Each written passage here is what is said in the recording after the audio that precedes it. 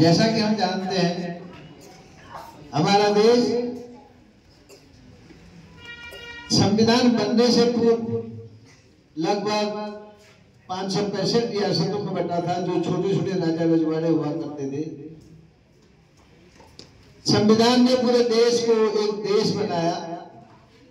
उससे पहले ये भारत देश नहीं था, छोटे छोटे रजवाड़ों का ही अपना एक देश था, जो अभी बताया गया कि लगभग 565 रियासतें थी। 9 दिसंबर 1946 में सबसे पहले संविधान सभा का गठन किया गया।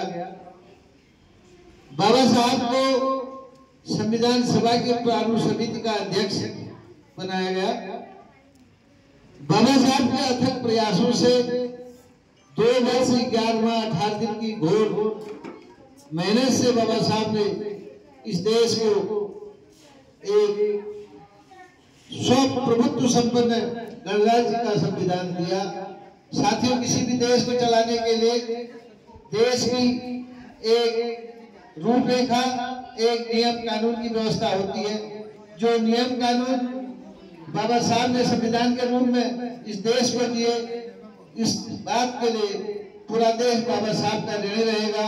बाबा साहब ने अथक प्रयास करके जो लोकतांत्रिक गणराज्य संविधान भारत को दिया, उस संविधान की वजह से आज भारत दुनिया में चौमुखी विकास कर रहा है और दुनिया में भारत अपना एक वजूद रखता है। साथियों, जैसा कि हम जानते हैं संविधान निर्माण से पूर्व भारत में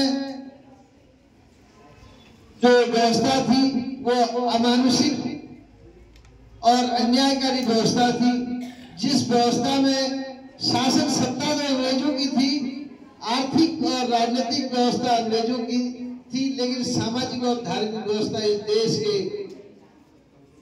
मनवादियों की थी। मैं तो इसमें